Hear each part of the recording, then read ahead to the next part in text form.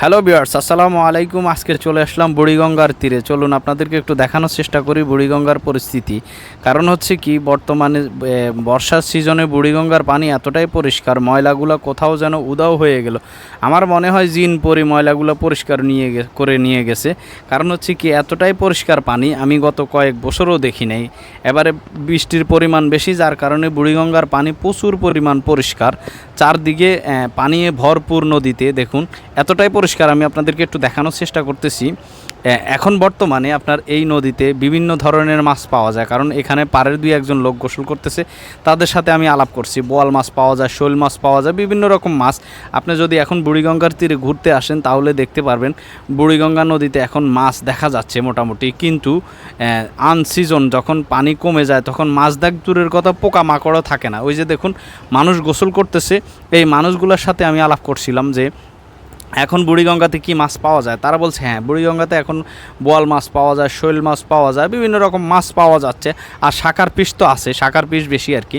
তো সেক্ষেত্রে বুড়িগঙ্গার পানি এরকম যদি সারা বছর পরিষ্কার থাকতো তাহলে কত নাই ভালো হতো। কিন্তু এই বুড়িগঙ্গার নদী কিছুদিন পরে পানি এতটাই গন্ধ হয়ে যাবে যে এখানে আর দাঁড়ানোর পরিস্থিতি থাকবে না। তো আপনারা যদি কেউ বুড়িগঙ্গা জানতে চান, দেখতে চান, তাহলে এখনই সুবর্ণ সুযোগ, চলে আসুন। বুড়িগঙ্গাতে এখন ভরপুর পানি, দেখতে খুবই সুন্দর। আর বুড়িগঙ্গার তীরে আসলে আপনারা চারদিকে শুধু যে বুড়িগঙ্গা দেখবেন তা না, ঢাকার ইতিহাসটাও জানতে পারবেন।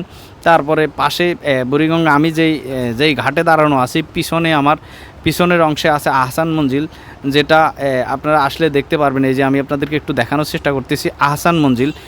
আপনারা হয়তো যারা ইতিহাসে পড়াশোনা করছেন তারা অবশ্যই জানেন আহসান মঞ্জিল ঢাকার নবাবদের যে বাসস্থান, সেটাই হচ্ছে এই আহসান মঞ্জিল। এখন এটা জাদুঘর হিসাবে সংরক্ষণ করছে সরকার।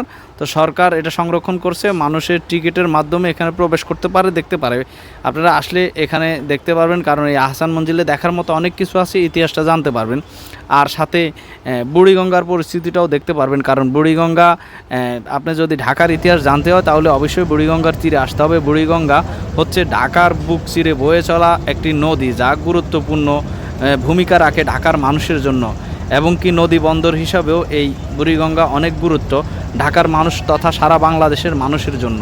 তাই বুড়িগঙ্গা যদিও অযত্ন অবহেলায় নষ্ট হয়ে গেছে, কিন্তু এটা আসলে চারদিকের মানুষগুলো